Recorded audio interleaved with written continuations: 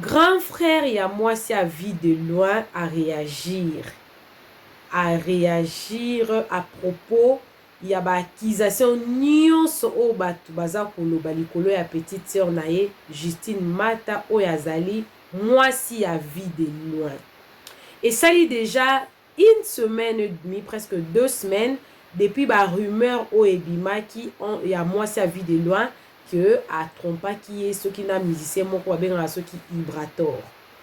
Histoire on a maîtrisé qui ont vraiment bien été. Nalanda qui bande kolanga musu basala qui ba analyse liko nango jusqu'à ce que namoni grand frère propre. Il y a Justine Mata, moi si a vie de loin, à réagir par rapport à Likamboango. Alors, au début, tu vas dire peut-être que bande comme sousou, basu d'informations wapi, parce que bande vraiment avec beaucoup d'affirmations et que la famille n'était pas prononcée. Mais c'est ça. Donc, la famille, moi, c'est prononcé. Moi, j'appelle ça une réaction acquisante. Parce que réaction, ils ont acquisé petite sœur Naye. Il pensait peut-être qu'il était en train de bien faire alors qu'il a enfoncé et a confirmé toutes les rumeurs portant sur sa petite soeur. Alors, pour connaître ce qu'a été la réaction de son frère et pourquoi je dis que cette réaction-là, elle est une réaction acquisante, je vais saluer d'abord tous les Nélachou, les Nélacoeur, les Nélalove, les Nélamour et surtout bienvenue à tous mes nouveaux abonnés. C'est-à-dire que tu es nouveau sur ma chaîne, n'hésite pas de t'abonner, clique la cloche de notification. Aime la vidéo, commente la vidéo, surtout partage la vidéo. Cette vidéo, elle est bénéfique pour tout le monde. Il peut y avoir un problème dans le couple, mais si on ne gère pas bien ces problèmes-là, ça risque de se retrouver sur les réseaux sociaux. Surtout que les réseaux sociaux, ces derniers temps, ça ramène beaucoup plus les problèmes privés qui devient les problèmes publics. Et nous, on prend pour faire les analyses. Alors, on se retrouve dans une minute. Nella NG officiel. Nella NG. Écoute, like et abonne-toi à Nella NG officiel sur YouTube. Nella NG officiel. Pour l'actualité musicale congolaise, art et divertissement, écoute la voix d'or. Nella NG te dit toutes les vérités. Alors, les grands frères de Justine Mata, les grands frères de la femme de vie de loin, avaient d'abord commencé à réagir par la publication de cette vidéo que je vais vous mettre tout à l'heure. Là, vous allez écouter. Il y a vie de loin avec lui en train de parler. Ça, c'est ma soeur. Ça, c'est ce qui les grands frères de ma femme. Attends, je vous mets ça tout à l'heure là. Vous allez en tout cas écouter ça ensemble. Parce que moi, je n'aime pas dire de choses que je n'ai pas de preuves. Quand je viens avec 2 preuves. Quand je montre quelque chose, je vous montre quelque chose avec 2 preuves. Donc, je ne vous ramène pas n'importe quelle chose ici chez la NG Officiel. Je vais mettre la vidéo. On va suivre la vidéo ensemble avec vous. Je vais de chercher la vidéo là. On va suivre la vidéo ensemble avec vous. Et je vous dirai pourquoi est-ce que je dis que cette réaction, c'est une réaction acquisante. Parce que, hier, vous avez confirmé ma soupçon. Rumeur kokaya kobima ba fandi kimia eza la vie de loin eza la Justine Mata ba fandi kimia après au moment la bazonga les gens allaient être dans la confusion donc on dans la confusion est-ce que bazate mais réaction ya grand frère na ndé c'est que ener au sel en émission parce que eza na ba eza donc à répondre non seulement tes vidéos au aya côté sur ba vidéo peut-être les cas déjà kala est-ce qu'on a vidéo là na ba commentaire au non la bino awa non c'est la non vidéo. Après, on a retiré la commentaire. Oh, il y a commenté. Oh, il y a confirmé que réellement, il y a un problème. Mais pourquoi il dit réellement il y a un problème? Na la bino comme ça, tout le temps, ensemble, tout ça, l'analyse, na biso ensemble. Alors, que lundi, vidéo, il y a vie de loin. Avec mon frère. Ouais, nous, Cédric, nous, papa. Donc, on est en train de. Il y a rien à Justine Matador, la patronne à ma femme. C'est Charlie Nongi. Hein? Ah, bien sûr, bien sûr. La star. Vie de loin. La star. Toujours. Ok. Voilà, Bolandi vidéo, il y a vie de loin, na beau-frère nae, Seme qui nae. Batmusus baya qui ko commenter dans sa vidéo, wana. Masu ekendaka. Libon weti kalaka. Parce que na vidéo, wana, et la kisi qui a tient en gros 13 heures du temps, kaka. 13 heures du temps. Et en plus, quand tu vois na bakoma cœur blanc na TikTok, sobi ok na TikTok. bobeti cœur blanc bokomona elongi o no na otolakisa bino o bokomona yango wana bato siko bakomi koréagir masu ekendaka libongo etikalaka. Grand frère ya Justine Mata asuki wana te abandi siko kokommente sikoyo parce que atiaki video boti kotala oyo atiaki sous video mosusu ya vie de loin na mwasi na ye na kati ya mutuka ale na se ya bacommentaire wana bato nde bandaya kokommente. Les gens souvent baza mpe baimpoli makasi bato moni neti meme nga nde naza boye nakoosa neti nde nasala émission boye nakosala émission boye na fingi nanga mutu te na ye nango mpo tosala analyse parce que vie de loin aza star selon grand frère ya mwasi na ye. Vie de loin na mwasi na ye baza victime kaka mpo baza bastar mais eloko nga namoni yango vraiment réaction eza koaccuser lekini eza parce que a confirmer biso que réellement il y a un problème apesi bandeko nanga oyo basi basalaki bémission ya makambo ya vie de loin ki baza na raison. Ils ont quand même dit crédit ya makambo bayaki koloba c'est-à-dire que makambo balobaki eza invention te Mida mamu inventé te inventé lisolo wana te ke inventé que non subasima ya eloko eza te ke bango inventé te mpona nini nalobi bongo na otangela bino première commentaire eza na mutu moko akomi na se wana ya bacommentaire wana akomi Mata raisonner bien et pas vie de loin aux na avantage ebele en plus abala yo keba na koboya mobali oyo alingaka yo pona ex nzamba kosepela te.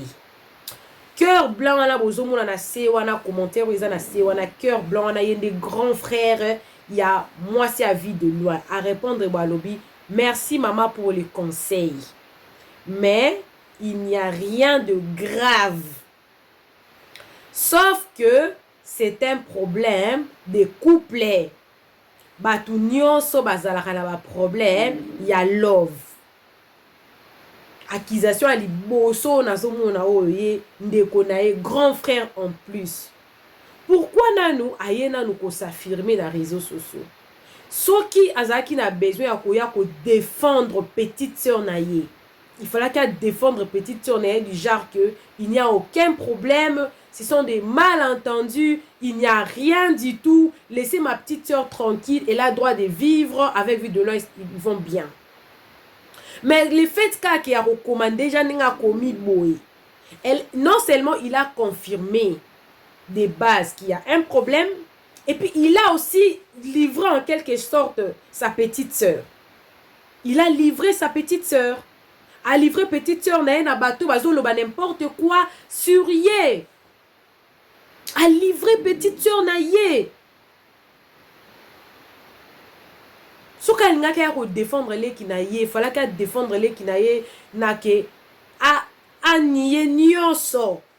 Même mata basi basala ki ba live. Fallait ka niye nyonso. Et puis de deux, likambu ya divorce. Pardon, il y a infidélité, pardon, il y a infidélité. Bible épée et tranchant en yango te. Bible épée sa mutu o baseli infidélité nde choix ya ko limbisa to ya ko limbisa te.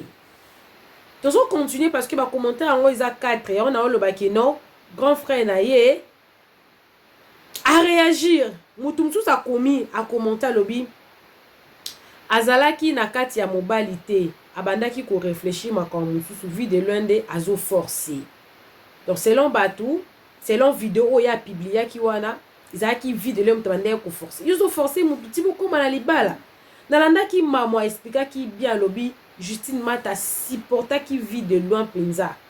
Na ba maladie nyonso, ba ma papa me belé baleki nango mwasi wana azalaki pembe na vide loin. Question na ngeza boye. Eloko nini eleki. Grand frère nae aye ko répondre à l'obi franchement faites bien vos analyses. C'est un couple comme tout autre couple. Il peut avoir des problèmes. Mutu nyonso azana problème ya love. Donc les grands frères là, non seulement il apparaît pour nous donner le libre choix. les libres choix de faire des analyses. Faites bien vos analyses. Hey, grand frère, comment est-ce que tu peux venir livrer ta soeur aux analystes comme nous, comme ça? Et reste-moi, moi, les histoires des couples là. Les histoires des couples. N'appelle ça toujours chance na couple. Il y a quoi avancer, quoi évoluer. Parce que bolingo, ils sont complexes.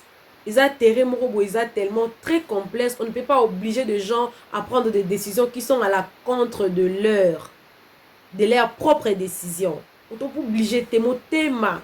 Bon, on appelle monsieur na ba faye monsieur. C'est tika mobile wana mais muta okokana ko tika mobile yango te. Aso kokate. Eza pasi. Donc abi bo sala ba analyse na bino. Eza couple lokola ba couple nyonso. Baza na ba problème. Réaction wana eza na ngoma bete. Mais soki banda ko dépendre na ngai ni la chou. Grand frère na ya tant que yaya alingaka luka protéger petite sœur na ye. Tout le monde a un groupe, maman mususu ba yepe boye, ba fundi mwana na ye pa maman, mais maman a protégé no mwana na face ba talibanda. Après yo gangela mwana na sima. Grand frère grand frère ya Justine Mata o pona ngai.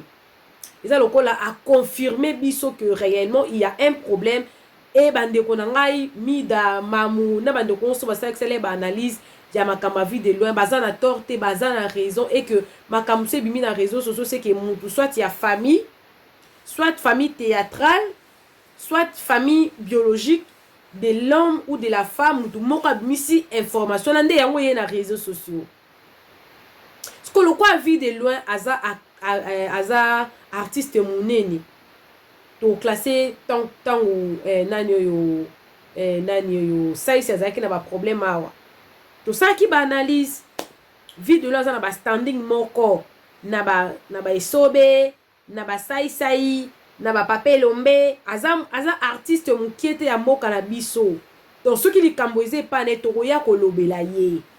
Mais grand frère na ya livré siko le qui n'est bien na ba analyste le quoi biso. Il fallait qu'il protéger le qui na ye. Il fallait qu'il malgré problème ezali ayebi que le qui na nga penda problème ezali azana problème ya couple na mobile na ye. Il fallait qu'il protéger le qui ne. Il fallait qu'il pas confirmer mon que eza couple le quoi la ba couple nyonso. Et quand on a la couple le quoi la ba couple nyonso mais ya bango eza exposé. Ya bango eza ya ba la vie de loin. Ils ont la couple na ngate ya ba la vie de loin as artiste aebani as personnage public nazo continuer ko otangela bino parce que en tout cas a réagi ça qui vraiment a bisusu kutu eza bon on a autant ngo ka pona tango parce que tokoki ko s'empêcher na ba genre ba commentaire oté tokoki ko s'empêcher na oté tala matama yo mekaka akoboma vie de loin na biso nde esika okomona. Alors grand frère na ya répondre à lobby bon un jour tu finiras par comprendre que c'est un couple qui aime normalement il fallait comme qui s'aime normalement c'est bon un jour tu finiras par comprendre que c'est un couple qui s'aime. Oui. Comment la vie de loin bozo mona ke muto alingi penda mwasi na ye. Vie de loin alingi mwasi na ye penza. Bon, vie de loin mwasi ndenge so le karana net o banda anda bo rafi moko boy susu. Mwasi na kala o ba divorce wana. Vie de la banda ko bwaka ye pe makasi. Tant pa bali pe mwasi ne ope, a kontine ka ko bwaka pe mwasi na ye. Grand frère na ya lobi tu vas comprendre plus tard, tu vas finir par comprendre plus tard que baza couple moko ba lingani makasi. Grand frère a quitté. Grand frère a abimi na réseaux sociaux. Est-ce que kobima wana sortie médiatique wana koya ko répondre na ba commentaire soka za ki grand frère na été na ngana ba na otila bio na vidéo na tele bio liboso te o ya vidéo le yé moko na beau frère na ye wana pour la savoir que eza vraiment grand frère na ye propre ya mwasi na ye ya mwasi na ye. Siko problème ndenga na mituna. Mwasi nde mutu alingi su mobali te. To mobali akanga mwasi nda bengani mwasi. Point d'interrogation. Point d'interrogation. Soki mwasi alingi mobali te. Na raison eza nini? Italika ba mibali.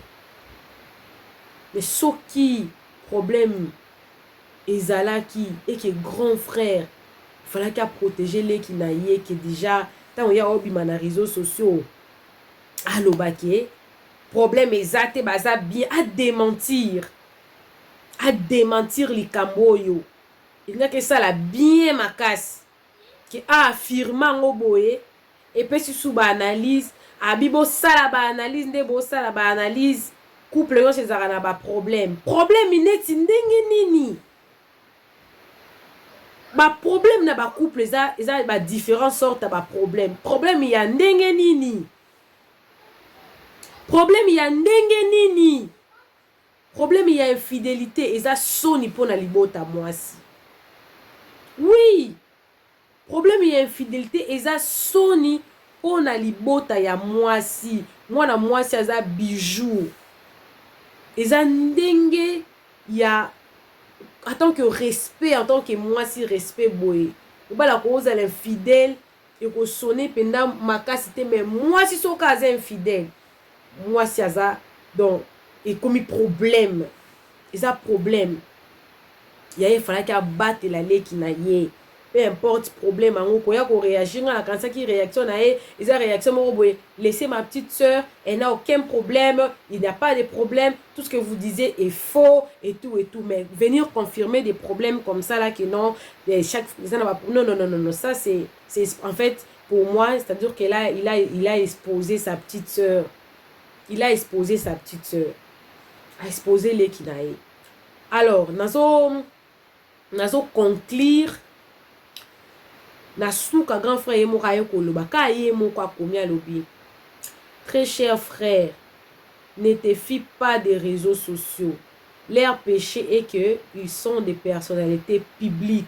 Donc, il n'y a rien. Sonia Nini maman, il est avec son mari. Yemokaka. Tanga commenter.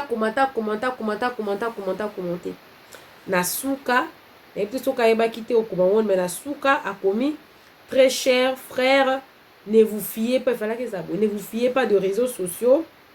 Leur péché est qu'ils sont des personnalités publiques, donc il n'y a rien. Donc Nasuka n'a qu'à conclure à lobby, il n'y a rien. Kaye moko. À lobby, chaque couple a des problèmes. Kaye moko Nasuka lobby, ce sont des personnalités publiques, donc il n'y a rien. La confusion. Mais ce qu'on retient, c'est que moi je retiens, c'est qu'il y a réellement un problème. Il a compris peut-être qu'il a commis une erreur en confirmant ces problèmes-là. Et ensuite, il est venu se rétracter pour dire que, parce que ce sont des personnalités publiques, donc il n'y a rien. Alors qu'il y a déjà quelque chose. Tonton vu de loin, ezala likambo eza vrai, ezala likambo eza fausse. Soki moya kobongisa ezali, babongisaka kaka. Ngande nazabu, nazala nanga pour batu bakabwana te, parce que motema eza na ba raison ou raison yango moko ignoraka. Na raison moko comprendre te, pourquoi est-ce que motema ezabo? Alors na matière à bolingo, à moins que muto soit décision na lobi ke na si na zui décision na ngai na ko changer sous te. Donc ok quand même couper sa conseil par rapport à décision ya muto azui pour talisa ye, ce qui za mabeto malam. Mais ce qui muto azo tâtonner na relation na réaction to na relation na ye, okoti ka muto wana la nuit porte conseil à réfléchir dans le malam. Ce qui est les Cameroun et Koki Kobonga, tu souhaiter bon bonne chance en tout cas, bon vie de lui assez à Koli. À Koli si peu bas la dernièrement moi la vie de lui a outé aussi ça. Na IPN je crois na licence. Vie de là ba na mikolo. Moi na on a pendie pe kaza pe ka manager na e pe kaka ya makam na e. Alors, ou avance au kabwani. Ou avance au kabwani et ça la quitte au côté. Et puis, liba les lots, moi, il faut que liba les a combattu ma casse. Diable a bundisa, liba la na façon nyonso. Parce que liba les a institutions divines. Ceux qui peut-être les Camerounais comme dans les réseaux sociaux, Nanzela n'y est comme dans les réseaux sociaux. Point d'interrogation. Et magi pe na réseaux sociaux l'intention nini qui est batou. Ba c'est là ba on ba live ba finga ba on to ba finga moi si na e te biso to ngai ndi na zabwe. Na bi na ngai les tenants et les aboutissants te. Mais le quoi grand frère na ya si a confirmé que ma problème est ali. Ceux qui moya ko bon ces ali. Quand ndenge mo ka lobi que tout va bien. Nzamba sunga ba on ba bongisa.